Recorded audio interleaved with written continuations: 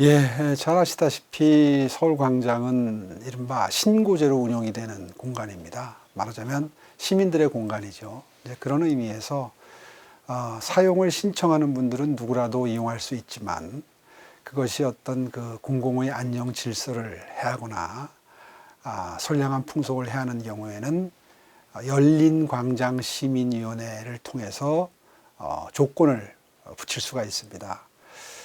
잘 아시다시피 이번에 그 퀴어 축제 주최 측에서는 6일 동안 사용을 하겠다고 신청을 해 오셨고요. 서울시는 우려를 표명했습니다.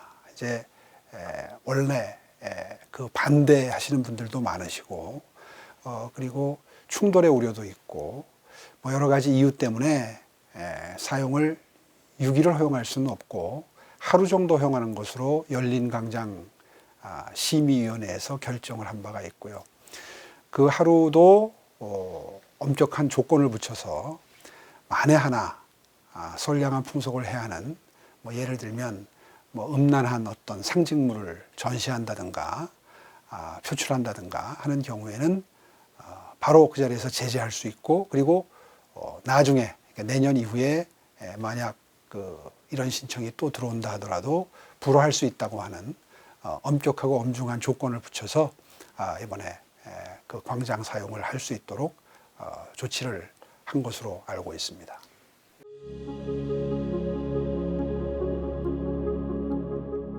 이번 기회에 한번 검토를 해보려고 합니다.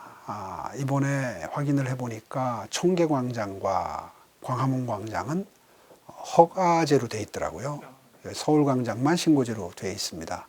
이제 그렇다면 그 기준을 맞추는 것도 방법이죠. 아마 그동안에는 광화문광장의 경우에는 청와대가 있었기 때문에 더더군다나 아마 경호상의 목적이나 각종 경비상의 필요성 때문에 또 그 바로 옆에 정부 종합청사가 있고요.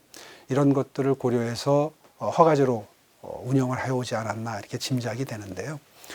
이제 대통령 집무실도 용산으로 옮겨간 만큼 그 부분에 대해서 새로운 검토가 가능한 시점이 됐다고 생각을 하고요. 그래서 이 세 개의 광장 운영에 대해서 새롭게 원칙을 정립할 때가 되지 않았는가 하는 판단을 하고 있습니다.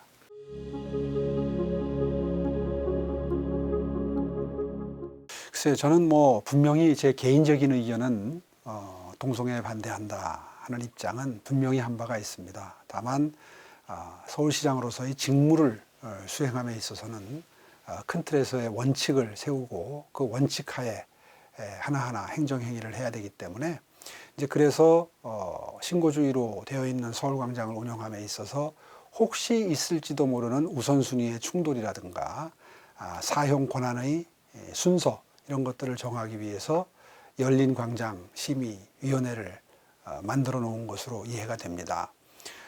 그래서 이 위원회를 통해서 6일 동안 신청이 들어온 것을 하루로 줄이고 거기에 더해서 엄격하고 엄중한 조건을 붙여서 공공의 질서를 해할 수 있는 어떤 행위가 벌어질 때는 제재도 할 수 있고 그리고 추후에 그걸 참작해서 또 내년 이후에 사용 신청이 들어왔을 때 허용하지 않을 수도 있다 하는 것을 분명히 조건을 붙인 것으로 그렇게 이해해 주시면 되겠습니다.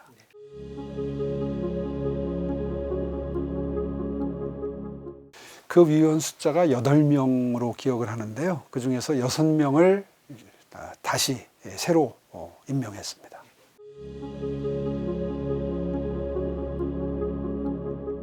저도 우려가 큽니다. 사실 서울광장은 서울시민 모두가 지나다닐 수 있는 공개된 장소이고요. 우리의 자라나는 아이들도 지나갈 수 있는 공간이기 때문에 아마 그런 점을 정말 중요하게 생각해서 이번에 퀴어 축제가 이곳에서 열리게 하는 것을 하루에 한정해서 장소 사용을 허용하면서 혹시라도 있을지 모르는 어떤 음란물의 전시라든가 선량한 풍속을 해하는 이런 행위에 대해서는 제재하는 것으로 조건을 부여했다고 보고를 받았습니다.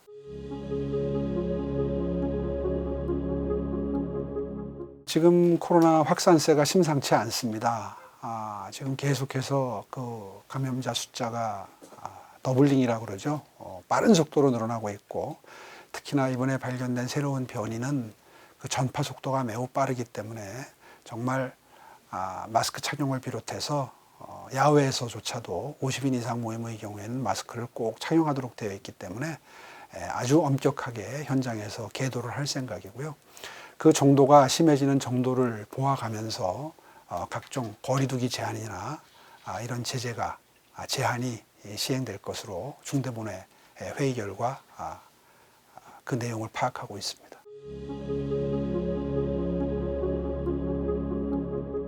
어떤 특정한 이슈나 사안에 대해서 찬성하는 분들과 반대하는 분들이 다 존재하는 건 엄연한 현실이고요. 다만 그 모임이 서로 충돌을 함으로써 생길 수 있는 여러 가지 문제점들은 공공기관으로서는 철저하게 사전에 대비를 해야 되고 또 최소화해야 되는 게 저희들의 책임과 의무이기 때문에 이번에도 역시 서울시의 힘만으로는 그런 그 사고를 미연에 방지하기가 어렵다는 판단으로 경찰 측에 협조 요청을 해놓은 바가 있습니다.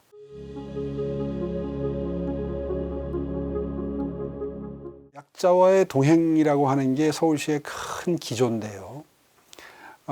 이 약자와의 동행을 위해서 경제적으로 취약한 분들을 비롯해서 발전의 과정에서 소외된 그늘진 곳에 계시는 분들을 함께 보듬고 앞으로 나아간다는 게 서울시로서는 가장 큰 숙제입니다. 또 숙제이기도 하지만 난제이기도 하죠. 이러한 문제를 해결해 나감에 있어서 한국 교회의 참여와 도움이 정말 절실하고요. 이제 그런 의미에서 교시협의회를 비롯해서 교회와 시의 협의회가 만들어져서 함께 예배도 드리고 그리고 이런 그 사각지대, 복지 사각지대에 어떻게 도움을 주실 수 있는지에 대한 구체적인 협의도 진행을 하고 있습니다. 앞으로 소외되고 힘든 분들, 또 경제적으로 뒤처진 분들, 이분들을 위해서 함께 노력했으면 정말 좋겠습니다. 한국 사회와 교회를 바른 길로 안내하고자 하는 CHTV 유튜브 채널입니다. 좋아요, 구독, 알람 설정 부탁드립니다.